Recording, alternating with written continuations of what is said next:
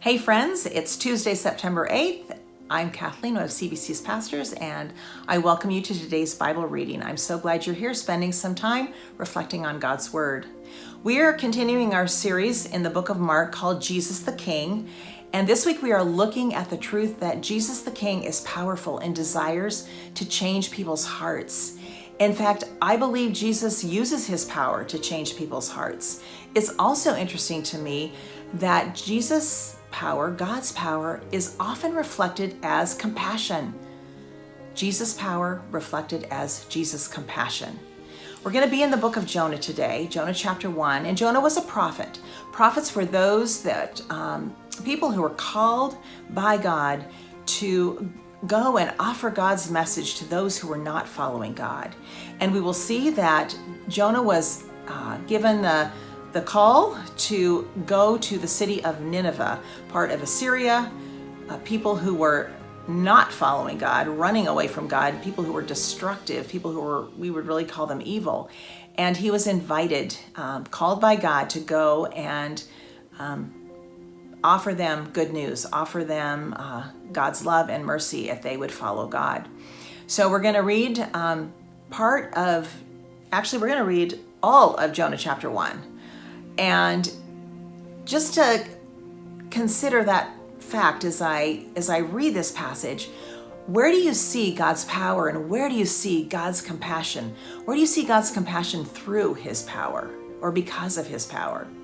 So listen to Jonah chapter 1, verses 1 through 16. The word of the Lord came to Jonah, son of Amittai. Go to the great city of Nineveh and preach against it, because its wickedness has come up before me. But Jonah ran away from the Lord and headed for Tarshish. He went down to Joppa, where he found a ship bound for that port. After paying the fare, he went aboard and sailed for Tarshish to flee from the Lord. Then the Lord sent a great wind on the sea, and such a violent storm arose that the ship threatened to break up. All the sailors were afraid, and each cried out to his own God, and they threw the cargo into the sea to lighten the ship. But Jonah had gone below deck, where he lay down and fell into a deep sleep. The captain went to him and said, "How can you sleep? Get up and call on your God. Maybe he will take notice of us so that we will not perish." Then the sailors said to each other, "Come, let us cast lots to find out who is responsible for this calamity." They cast lots, and the lot fell on Jonah. So they asked him, "Tell us, who is responsible for making all this trouble for us? What kind of work do you do? Where do you come from? What is your country? From what people are you?" He answered, "I am a Hebrew. I worship the Lord, the God of heaven, who made the sea and the dry land." This terrified them, and they asked, "What have you done?" They knew he was running away from the Lord because he had already told them so. The sea was getting rougher and rougher, so they asked him, "What should we do to you to make the sea calm down for us?" "Pick me up and throw me into the sea," he replied, "and it will become calm. I know that it is my fault that this great storm has come upon you." Instead, the men did their best to row back to land, but they could not, for the sea grew even wilder than before. Then they cried out to the Lord, "Please, Lord, do not let us die for taking this man's life. Do not hold us accountable for killing an innocent man, for you, Lord, have done as you pleased." Then they took Jonah and threw him overboard, and the raging sea grew calm. At this, the men greatly feared the Lord, and they offered a sacrifice to the Lord and made vows to him.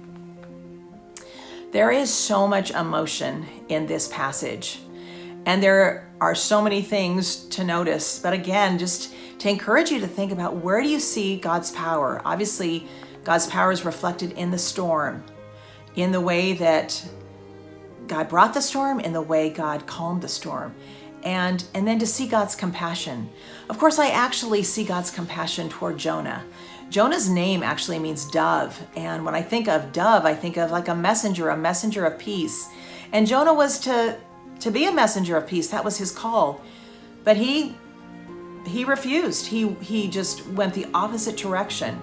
I mean, it's interesting that God wanted him to go to preach to the Ninevites who were not following God. And yet here's Jonah. He couldn't follow God. Of course, he couldn't follow God because he couldn't bring himself to go to the Ninevites, to these people who were his enemy. They were the enemy of Israel. And so Jonah struggled. And so we see in this book and in this chapter, Jonah struggled to follow God. And I'm reminded that we all struggle. I struggle at times following God. And Jonah knew who he was. He knew who he worshiped. That he worshiped, it says, the Lord, the God of heaven, who made the sea and made the dry land. He'd even told the sailors that he was running away from God. So on one hand, he knew exactly who he was and what he was doing, and that he couldn't follow God. He was struggling, and yet God shows him, I believe, compassion as we kind of walk through the whole story, mainly by the fact that he lived. I mean, though they threw him overboard, and you would think that anyone in that situation thrown into the raging sea would drown. But Jonah lived, as we'll see later, as you see if you continue reading the book of Jonah. But I see God's compassion there. And then I see God's compassion toward the sailors who they were so afraid. And they did everything they could, from throwing cargo overboard to trying to get back to shore, to avoid sacrificing Jonah. And yet it came down to the fact that that was their last resort. So they threw him overboard. And then the power that caused the storm was the power that calmed the storm. And it says they feared God. They turned toward him. They made sacrifices and made vows. So again, I see God's compassion toward them. It's interesting to me that in the New Testament, Jesus referred to Jonah he probably referred mainly to Moses and to Elijah, but the third person from the Old Testament that Jesus referred to, who he said was a symbol, a picture of his own, part of his own life, was Jonah. And so I just want to, as you consider the idea of God's power, God's compassion, desiring to change people's hearts. He obviously changed the hearts of the sailors. Jonah's heart was changed in some ways, and it was ultimately, though, he wanted to change the hearts of the Ninevites, whose hearts were changed. But I also, as you look at this whole account, the way that Jonah fell asleep, he was, they had to go and get him.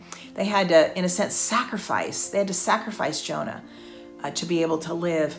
In some ways, it mirrors the account at the end of Mark chapter 4, and that's going to be part of the Bible reading tomorrow. And so as you consider this story, as you listen to that account of just the way that Jesus' power offers and reflects compassion. So just consider this account and the account in Mark chapter 4, I think starting in verse 35. So if for any reason you're not getting these devotionals sent to your email, you can sign up at findcommunity.com/Bible reading. And I just encourage you to continue to reflect on just the reality of God's power and God's compassion. And I hope today that you will experience God's compassion and that you will be able to extend God's compassion even to just one person. So blessings, friends.